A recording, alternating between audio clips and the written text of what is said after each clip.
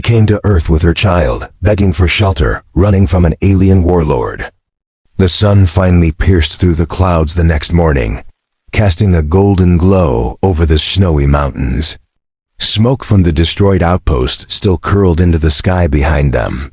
But the silence was peaceful, now no footsteps, no roaring engines, no threat lurking just beyond the ridge. Jack, Vera, and little Luma sat together near the frozen observatory, huddled beneath a thermal blanket, watching the horizon like people who had been reborn. Jack stirred a small fire using some salvaged fuel rods. "He's gone, for now," he said. Vara nodded. "But the Dominion knows Luma is alive. They'll come again, and this time they won't just send Kale." Jack looked down at the girl sleeping in Vara's arms. "She's not a weapon, she's a child." "She's both," Vara whispered. "But I won't let them turn her into a monster." For a long moment, they just sat there in silence, listening to the crackle of the fire and Luma's soft breathing. The snowstorm had passed, and a flock of winged ice birds circled above them, a rare sight. A sign of peace. Jack finally stood up. "I have a ship hidden beneath the glacier lake. An old surveyor class. It still runs, barely. We can get off." "This planet, where would we go?" Vara asked. "Somewhere safe. Somewhere where Luma can grow up without someone always chasing her." Vara shook her head. "There's no such place. Not as long as the Dominion exists." Jack crouched down beside her, his face hard but calm. "Then maybe it's time we stop running." She looked at him, her eyes full of fear but also fire. "You want to fight them?" "No," Jack said. "I want to build something they can't break. A home, a future. Maybe not just for Luma. Maybe for others like her. Others like us." Vara stared at him, blinking fast. "A resistance?" "A beginning," he said. Suddenly, Luma stirred. Her eyes fluttered open, and she smiled faintly. "I had a dream. We lived in a big garden, and there were children everywhere. They weren't scared anymore." Jack smiled. "Sounds like a good place to start." The moment was interrupted by a low beep from Jack's old comms unit.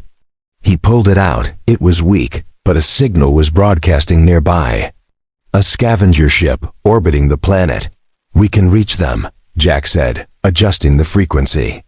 "If we tell them we're carrying Dominion intel and a lost child worth billions in bounty, they'll come for us."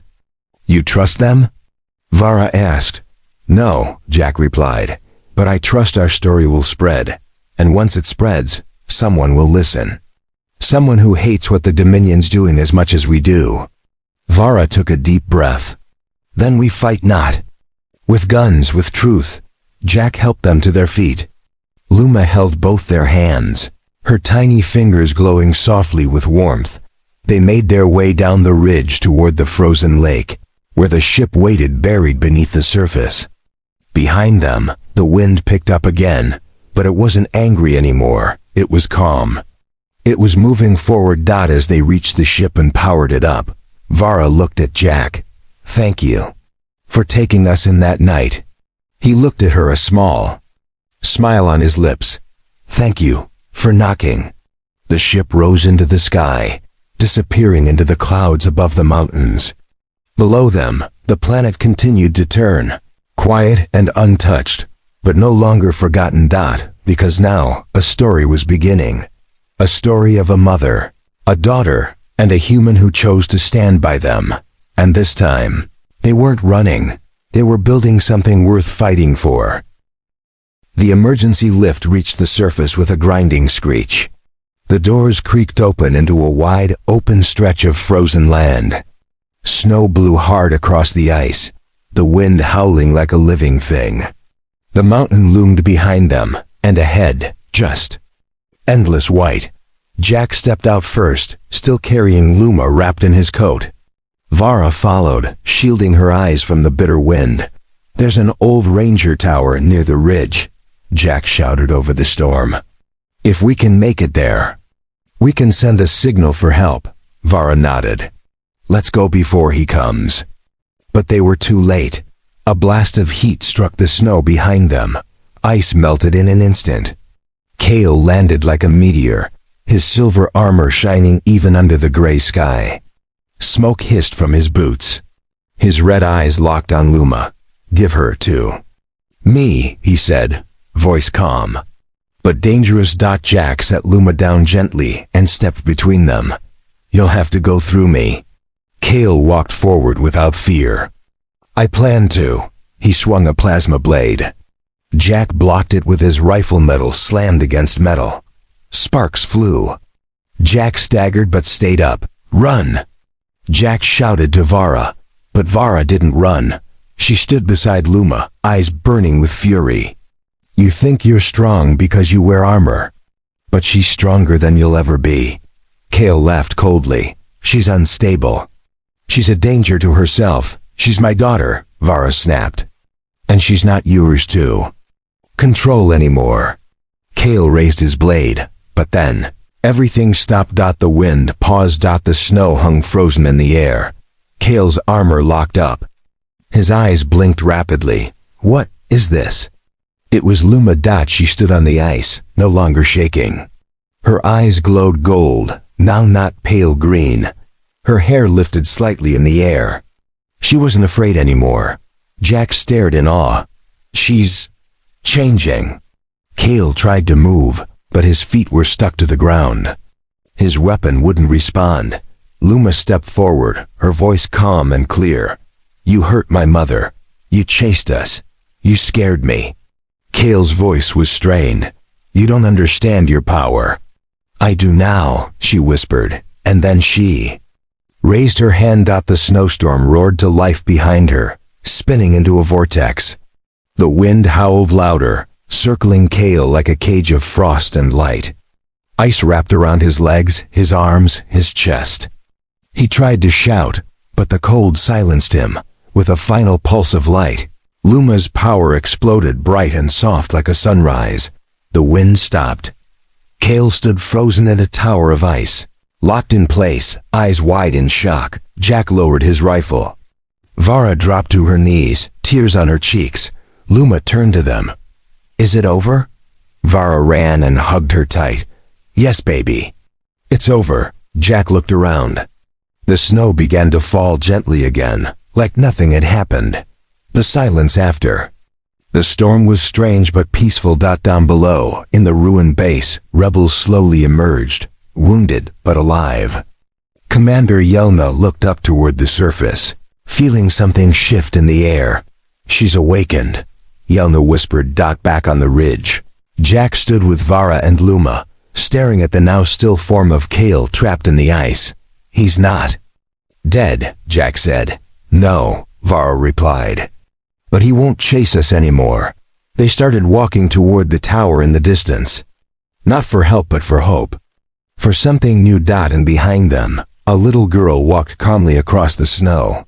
Not just a child anymore. Something more. Boom! The walls trembled as another blast struck the main entrance. Dust and snow rained from the ceiling. Ice cracked above their heads. The fortress beneath the mountain was no longer hidden, it was a target. And Kale had come to finish what he started. Inside the command hall, alarms screamed. Red lights flashed over maps that now showed incoming enemy signals. Jack stood near the reinforced steel doors with his pulse rifle raised. Behind him, rebels took their positions, some shaking, some silent, all ready to die if they had to. "We won't hold that door long," the rebel captain shouted. "They've got high-heat plasma charges." Commander Yelna's voice came through the coms. "Evacuate non-combatants to the eastern tunnels. Hold the main hall at all costs." Jack turned to the captain. "Vara and Luma, are they safe?" "They're in the lower vault," the captain replied. "But if Kale gets through..." Jack didn't wait to hear more. "I'm going to them." "Jack, wait!" the captain shouted. But Jack was already gone, sprinting down the cold corridor, pulse rifle in hand. As he ran, he passed rebels sealing bulkhead doors and placing old landmines near choke points. The base had been built to last, but nothing lasted forever. Down in the vault, Vara sat against the wall, holding Luma close. The girl trembled in her arms, eyes wide and glowing again. "I hear him," Luma whispered. "He's close, angry." Vara stroked her daughter's hair. "You're safe, we're underground. He won't reach us." But even as she spoke, the ice groaned. Something heavy was walking above. Something with metal boots. Suddenly, Jack burst in through the vault door. "We have to move. He's breaking through." Vara stood quickly. "She's too weak to walk far." Jack looked at Luma. "Then I'll carry her." He lifted the girl gently. She laid her head on his shoulder, glowing dimly, her voice weak. "I don't want to hurt anyone." "You're not going to hurt anyone," Jack whispered. "You're going to save everyone." But back at the main hall, Kale had arrived. The final blast took out the main steel door, sending pieces of metal flying across the room. The rebels opened fire as Kale and his soldiers stormed in. Plasma lit up the tunnel like fireworks, screams echoed. The smell of burning metal and blood filled the air. Kale moved through the chaos like a ghost unstoppable. Bullets bounced off his armor. He knocked fighters aside with brutal swings, his eyes fixed on one thing: the vault. Commander Yelna stood in his path, holding a weapon far older than him, a pulse cannon from the First War. "You'll go no farther," she said. Kale tilted his head. "You're old, tired. Why protect something that's doomed?" Yelna smiled. "Because even doomed things can fight." She fired. The cannon hit him square in the chest, sending him flying back through a column of ice. But he wasn't down long. At that moment, Jack, Vara, and Luma reached the emergency lift. It rattled as it rose toward the surface. Snow filtered through cracks in the shaft. Luma's eyes opened wide. "He's coming. He's angry, but he's afraid too." Jack looked at her. "Good, let him be afraid." Above them, the tunnel exploded. Kale roared as he followed their trail. The final chase had begun. The steel door shut behind them with a deep, echoing thud. Inside the ice fortress, warmth greeted Jack, Vara, and Luma like a long-lost friend. The tunnels were carved deep into the glacier, lit by low blue lamps that cast ghostly shadows along the walls. Steam hissed from old pipes overhead. Every corner smelled of oil, metal, and survival. The rebel captain led them through winding corridors. "This place was built during the last days of the war," he said. "We were ghosts then. Now we're myths." Vara looked around, remembering. "I heard stories, but I thought it was destroyed." "It almost was," the captain replied. "But we rebuilt it, deeper."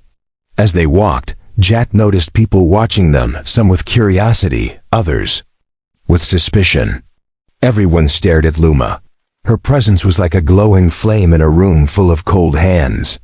She walked quietly beside her mother, eyes wide with wonder and fear. Finally, they reached a large room, part command center, part meeting hall. A large table sat in the middle with glowing maps and blinking monitors. The captain waved a hand. "Sit. Eat something. I'll bring someone who can help." Jack sat down slowly, his back aching. Vara fed Luma some warm broth, whispering softly in her ear. For a moment, there was peace. Then the door opened. An old woman entered, dressed in a long gray coat with silver thread. Her eyes were sharp, scanning the newcomers with a wisdom earned over decades. She walked slowly to the table and placed her hand on the edge. "I am Commander Yelna," she said. "You brought a storm with you," Jack stood. "We didn't mean to, but you did," she said, cutting him off. "Kale is not a hunter you run from. If he's tracking the girl, he'll come with fire." Vara stepped forward. "Please, we just need safe passage, somewhere quiet, somewhere far." Commander Yelna studied Luma. "She's awakening, isn't she?" Vara nodded. "She doesn't know how to control it yet." Yelna turned away. "Then she's more dangerous than you realize. Not just to Kale, but to everyone." Jack frowned. "What are you saying?" Yelna looked at him. "That she may be the spark of another war." Suddenly, alarms echoed through the hall. Red lights flashed. A voice shouted from the hall. Movement on the surface. Incoming ships. Everyone jumped into motion. Yelna's eyes narrowed. He's here. Jack grabbed his rifle. Wheel. Help. The captain returned, strapping on a vest. No time to hide. We fight now. As rebels rushed to their posts, Jack turned to Vara. Take Luma. Go deep. Hide. But Luma grabbed his hand. I want to help. You already did, Jack said. Now it's our turn. Vara hesitated, then nodded. She lifted Luma and followed a guard down a lower tunnel. Outside, Kale stood on the snowy ridge with 6 armored soldiers beside him. He looked down at the hidden ice base, the entrance faintly glowing behind rock and snow. Target confirmed, Kale said into his comm. Engage. A moment later, explosions rocked the mountain dot inside. Walls shook. Ice fell from the ceiling. The rebels readied their weapons. Jack stood beside the captain, facing the blast doors. His heart pounded, but his hands were steady. Then boom. The outer door cracked. Kale's voice came through the comms again, calm and cold. Bring me the child, or I bury everyone. The road into the mountains was rough, narrow, and frozen. Thick snow covered the path like a white blanket, hiding deep holes and jagged rocks. Jack gripped the steering wheel tight, guiding the old truck up the steep slope as its tires crunched. Slowly through the frost, Vera sat in the passenger seat, cradling Luma, who slept wrapped in a blanket. The girl's face was pale, her strength still low after the explosion of power back at the cabin. Jack kept glancing at the rearview mirror, his eyes sharp. No drones yet, he said quietly. They won't send scouts here, Vara replied. Too cold, too remote. They think no one would come this way. Jack smirked. Good.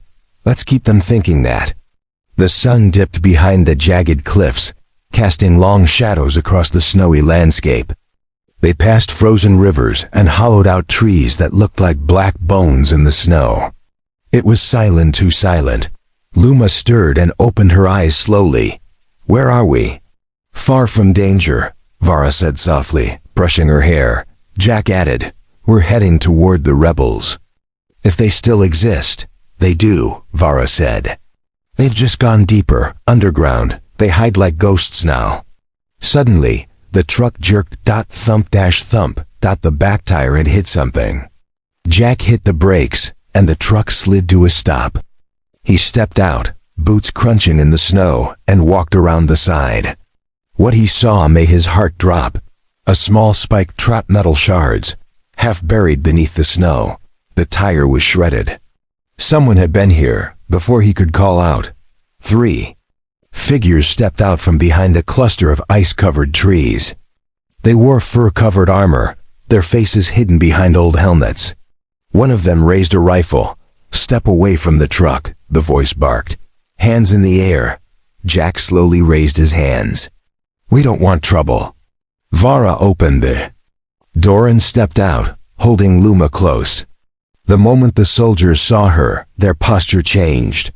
One of them lowered their weapon slightly. She's Dominion, the soldier said, surprised. No, Vara said quickly. I ran from them. Then, why's the kid glowing? Another soldier snapped, pointing at Luma's softly shining eyes. She's gifted, Vara said. But she's not dangerous, not unless you try to hurt her. Jack added, we're heading to the rebel base. We need help. Kale's hunting them. The first soldier stepped forward. His helmet hissed as he removed it.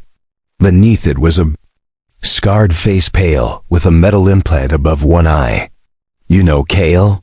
He tried to kill us, Jack said. The man paused, then turned to his men. They're coming with us. Captain, are you sure? One soldier asked. She just said Kale's on their tail. That makes this urgent. Move. Within minutes, the rebels helped them out of the truck and loaded their supplies onto 2 sled transports. They disappeared into a hidden trail through the rocks, moving fast and quiet. Hours later, they arrived at a cave entrance, sealed with a thick steel door. The captain tapped a code, and the door opened with a heavy grind. Inside was a hidden base, small but alive. Warm lights, scattered supplies, and people who looked tired but strong. Vara looked around, amazed. "It's still here." Jack looked at the captain. "You trust us?" "For now," the man replied. "If Kale's coming, we'll know soon enough." From a high ridge far behind, Kale watched the mountain trail through a scope. His eyes narrowed. "They found help," he muttered. Then he turned to his Team 6 armored warriors, silent and deadly. "Prepare to strike. We end this before dawn." The walls of the cellar vibrated. Dust fell from the ceiling. Luma stood in the center, her tiny fists clenched, her eyes glowing brighter with each passing second. Her voice echoed in a way that didn't seem natural, like it came from the air itself, or deeper. "Don't touch my mother." She cried again. Kale took a step back, surprised. His armor's sensors began to flash red. Energy surge detected. This wasn't a simple emotional outburst. Luma was awakening. Jack, lying near the wall, watched in shock. He had seen powerful beings in the war, but nothing like this. Not from a child. Kale recovered quickly. "So, it's true," he said, almost to himself. "The girl is becoming one of them." He stepped forward, raising his hand, a glowing net forming between his fingers. "She must be taken now, before she becomes unstable." But before he could throw it, Luma raised her arm, and without touching him, Kale flew backward and slammed into the stone wall with a loud crash. Vara gasped. "Luma, stop!" The girl looked at her mother, confused and breathing hard. "I didn't mean to, I just wanted him to go away." "I know," Vara said, holding her tight. "It's okay now, you're safe." Kale groaned and stood slowly. His armor was damaged, sparks flying from the shoulder plate. His eyes narrowed. "You can't protect her. That power will only grow. She will be hunted forever." Jack picked up the pulse rifle again, weak but steady. "Then maybe it's time hunters started dying." He fired again. This time Kale rolled aside, avoiding the shot, but he was retreating, not attacking. He didn't expect resistance like this, not from a human and a child. Kale backed away toward the tunnel entrance, breathing heavily. "You've delayed the end, nothing more. I'll return with others, stronger ones. She cannot be allowed to exist." He vanished up the tunnel in a flash of light. For a moment, silence returned. Luma fell to her knees, exhausted. Vara rushed to her, wrapping her in her arms. Jack limped over to them, holding his ribs. "Is she all right?" Vara nodded. "She's not used to using her ability. It drains her." "She saved our lives," Jack said quietly. Vara looked up. "And now he knows what she can do." Jack looked toward the broken hatch. "We have to move. He won't wait long." Vara's voice was firm. "There's a place north of here. Old rebel base in the Ice Mountains. They hate the Dominion. They might help us." Jack nodded. "Then we leave at first light." He looked down at Luma, who was now asleep in her mother's arms. Her breathing was soft, peaceful again. But Jack knew peace was temporary.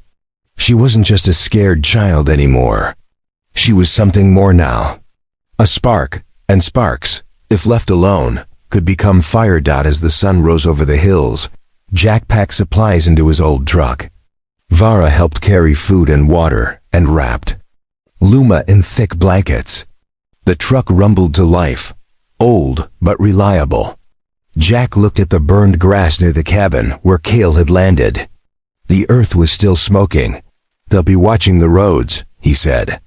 "Then we take the path no one takes," Vara replied, and as they drove into the mountains, Kale stood on a cliff, watching through a long-range scope. His voice was calm but cold as he spoke into his communicator. "She's more powerful than I expected. I'll need backup." Voice replied, deep and metallic. "Approved. Send the coordinates." Elimination order confirmed. The silver-armored figure moved through the trees like a silent shadow. His eyes glowed red beneath the dark hood of his battle cloak, scanning the ground, reading heat signatures, and listening for the smallest movement. He wasn't just any soldier, he was a tracker bred for war, trained to hunt, and wired to obey. His name was Kale. He knelt and touched the wet soil. A faint warmth lingered, a sign someone had been nearby not long ago. His fingers hovered above a single footprint. Small and light, a child's. He stood slowly. They were here. Close. Meanwhile, in the hidden cellar beneath Jack's cabin, the air was cold and still. Jack held a flashlight, its beam weak but steady, casting long shadows on the stone walls. Luma was curled up beside her mother, wrapped in a blanket. Vara sat quietly, but her body was tense, listening. Always listening. Jack checked his watch. We've been down here for almost 2 hours. If he didn't see anything, he might move on. Vara shook her head. He never moves on. Not until he finds us. Jack sighed. Then we need a plan. Outside. Kale approached the cabin. He stood in front of the door, eyes scanning every inch of the structure. No movement inside. But his sensors detected heat below ground level. A faint cluster, 3 bodies, close together. He raised a silver device to his wrist and tapped it. A red line appeared on the side of the cabin wall, slowly rotating like a radar. Got you, he muttered. He took 1 step forward. Click. From the woods behind him, a tripwire snapped. A small explosive Jack had placed years ago, left over from his time in the war, went off with a sharp bang. It wasn't enough to kill, but it was loud and bright. Kale stumbled, shielding his eyes. Inside the cellar, Jack jerked up. That was one of mine. He rushed to the trapdoor and lifted it slightly, peeking through the narrow crack. Smoke drifted past the window. A shadow moved just outside. Jack ducked down again. He's here, Vara's voice shook. He found us already? He's good, Jack whispered. Too good. Jack reached behind the shelves and pulled out a dusty black case. He opened it and revealed a pulse rifle, old, scratched but still working. He looked at Vara. If I go out there, it's to buy time, not win. You'll die, she said. Maybe, Jack answered, loading the rifle. But if he takes you, you'll both suffer worse. Vara stepped forward. Let me go. He wants me, not you. Jack shook his head. No, you're not going anywhere. Then suddenly, the trapdoor exploded open, blasted by a small, silent charge. Smoke filled the room. Jack was thrown backward, landing hard against the stone wall. Kale dropped in through the broken hatch like a falling shadow. His red eyes scanned the room and landed on Vara and Luma. He said nothing. Vara stood between him and her daughter. Stay away from her. Kale took a step forward. You belong to me. Jack, dazed but still breathing, aimed the pulse rifle and fired. The beam hit Kale's chest and sparked, but barely slowed him down. He turned and knocked the rifle from Jack's hand with brutal force. Jack crumpled, coughing. Kale reached out for Vara. But suddenly Luma screamed. Her eyes lit up like stars, and the air trembled. Stones shook. The very ground cracked slightly beneath her feet. Kale hesitated. The child's voice echoed in the runway. Dark, loud and clear. Don't touch my mother. Kale took a step back for the first time. He looked unsure. The next morning, light crept through the cabin windows. The storm had passed, but the air was still cold and wet. Jack stood outside on the porch, watching the fog roll over the hills. His shotgun hung loosely by his side, not because he planned to use it, but because something didn't feel right. Inside, Vara sat on the floor with Luma, gently brushing the girl's fine silver hair. Luma smiled, a soft glow returning to her cheeks. She looked peaceful now, but Jack knew that peace wouldn't last. He walked back inside. There's no sign of anything out there, he said. But I think we should talk about what we're really dealing with. Vara looked up, her face tired. You don't believe me? Jack shook his head. No, I believe you. I just don't understand the full story, Vara sighed. My husband isn't just powerful, he's a noble. A high-ranking enforcer in the Galactic Dominion. His family believes in purity, strength, control. They see emotions as weakness. Jack frowned. And Luma? She's born with gifts. She feels things, emotions from others. She can even move small objects when she's scared or angry. That's forbidden in his clan. He wanted her silenced. Jack's stomach turned. He wanted to harm her? Vara looked down, unable to say more. Luma leaned her head on her mother's shoulder. I couldn't let that happen, Vara said softly. So I ran. Jack sat down across from them. He noticed Luma's hand glowing again, and a small wooden cup on the table trembled, then lifted a few inches before falling. He took a slow breath. Does anyone else know where you went? No, I changed our trail, burned the ship we used, but he has ways. He always finds things. Jack stood up again, pacing. I've lived out here for years. No one bothers me. But if your husband finds this place, he won't just take you. He'll burn everything around you to ash. I know, Vara whispered. I hoped for just one day of safety. Jack looked at her. What if you could have more than a day? Vara blinked, surprised. You would help us? I don't know yet, Jack said honestly. But I don't turn away children in danger. Before Vara could respond, a loud sound echoed in the distance, a low hum, like an engine powering up. Jack froze. Vara stood, holding Luma tight. He grabbed his scope and stepped out. The sky was clear now, but just above the far tree line, a dark shape moved a small black drone, scouting slowly across the land. Jack's heart sank. He's close. Vara's face went pale. He uses those to scan life forms. If it locks onto our biosignatures, Jack cut her off. Then we don't wait, we hide. He rushed inside, pulling up the floorboards beneath an old carpet. A narrow tunnel led to the root cellar. Go, now. Vara and Luma crawled in. Jack followed, pulling the boards back in place just before the drone passed overhead. They sat in silence below the ground, heartbeats loud in the stillness out above them. The drone stopped, hovered. A red light blinked on its underside. Then, it moved on. Jack whispered, He's here. But maybe we still have time. Vara looked at him. In the dark. You're risking your life for us. Jack stared into the blackness. Maybe I've been waiting for something to fight for again. Neither of them spoke after that. But deep in the woods, the shadowed figure stepped out of his sleek ship. Scanning the land with glowing eyes, he whispered coldly, You can't stay hidden forever. The wind howled through the empty hills. Rain hit the metal roof of Jack's small cabin like tiny hammers. He sat near the fire, reading an old book, when a loud knock echoed from the front door. It was almost midnight. Jack wasn't expecting anyone. No one ever came out this far. He lived alone by choice.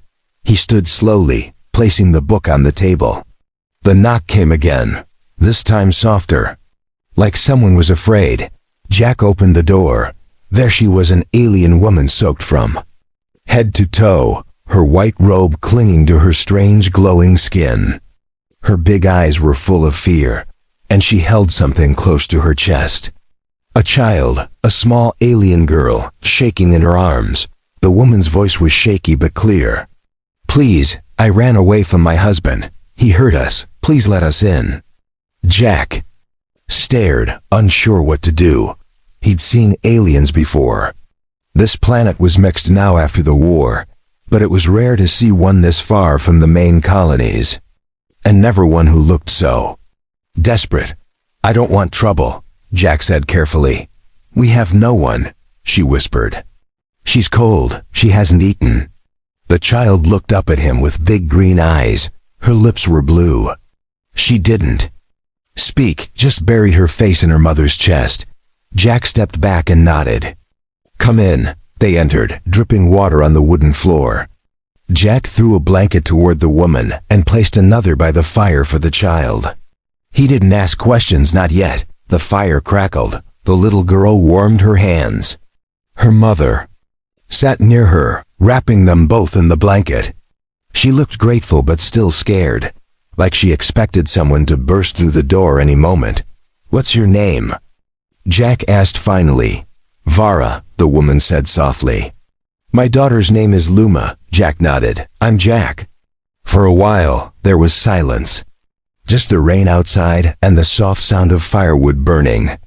Then Vara spoke again. My husband. He was not like your kind. He's powerful, controlling. He treats us like property. Her voice shook. He found out Luma is different. She has abilities. Jack raised an eyebrow. Abilities? Vera didn't answer. Instead, she held Luma close. The girl's eyes glowed softly in the dim light. Just for a second, Jack noticed. He frowned. He'll come looking for you, won't he? She nodded slowly. Yes, soon, maybe. Jack looked at the door, then back at the fire. He didn't like visitors. He didn't like trouble. But something about this felt different. He had seen enough pain in the war to know real fear. Vara wasn't lying. I'm not a fighter anymore, Jack said. I live a quiet life now. I don't need a fighter, she whispered. I just need safety, even for one night. Jack stared at the flames. Something inside him stirred something he thought was long gone. He stood up and walked toward the door. He locked it, then pulled a chair under the handle. One night, he said. But if anyone comes for you, I'll leave, Vara said quickly. We'll leave before dawn. But none of them knew what was already coming, far away across the Black Hills. Something fast moved under the rain. A ship. A tracker. And on board was a tall, shadowed figure with silver armor and burning eyes.